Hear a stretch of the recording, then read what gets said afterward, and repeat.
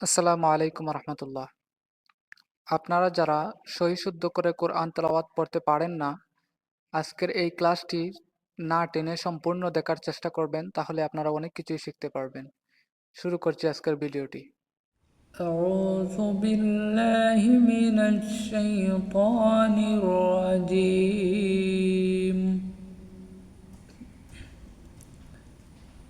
إن الذين كفروا শুরুতেই দেখতে পাচ্ছেন নুনের উপর তাসজিদ। নুনের উপর এবং মিমের উপর তাসজিদ থাকলে ওয়াজিব গুন্না করতে হয়, অর্থাৎ নুন গুন্না হবে, গুন্না করে পড়বেন। যেমন ইন্না, এভাবে গুন্না করবেন। ইন্নাল্লাযীনা, এখানে ইয়া সাকিন তার ডাইনে দিয়ে জবর রয়েছে, যা মদের কায়দা, মদের হরফ, এবং মদের হরফ হলে এ খালিফ পরিমাণ লম্বা করতে হয়। ইয়া সাকিন ডাইনে জের হলে এ খালিফ লম্বা করবেন। যেমন আল্লাযীনা কাফারু, আবার ওয়াও সাকিন ডাইনে পেশ, মদের আলামত, এখানেও এ খালিফ পরিমাণ লম্বা করবেন। ইন্নাল্লাযীনা কাফারু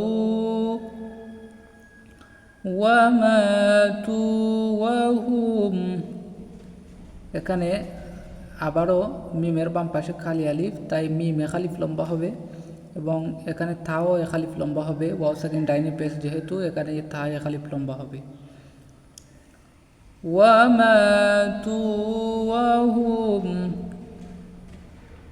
কুফার, এখানে ফার বাম পাশে আলিফ রয়েছে, তাই ফাও এ খালিফ লম্বা হবে। এভাবে এ খালিফ করে লম্বা করে যাবেন, যেখানে দেখবেন ওয়াও সাকিন ডাইনে পেশ, আলিফ সাকিন ডাইনে জবর, ইয়া সাকিন ডাইনে জের, মদের হরফ থাকলে এ খালিফ পরিমাণ লম্বা করে যাবেন। উলাইকা আলাইহিম, এখানে আবার দেখেন লামের উপরে খারা জবর, খারা জবরের উপরে লম্বা একটি চিহ্ন। এই লম্বা একটি চিহ্ন দেখলে এটা মধ্যে মুত্তাসিলের কায়দা হবে। মধ্যে মুত্তাসিল 3 আলিফ পরিমাণ লম্বা করবেন। এই লম্বা একটি চিহ্ন যত জায়গায় দেখবেন তত জায়গায় 3 আলিফ লম্বা করবেন, এবং খারা জবর থাকলে 1 আলিফ পরিমাণ লম্বা করতে হয়, এখানে 3 আলিফ করলেই হবে। উলাইকা আলাইহিম, আলাইহিমের মধ্যে কোনো লম্বা বাড়তি নেই, এখানে স্পষ্ট করে যাবেন।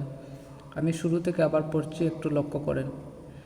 ইন্নাল্লাযীনা কাফারু ওয়া মাতু ওয়া হুম কুফফারুন উলাইকা আলাইহিম, এভাবে ধীরে ধীরে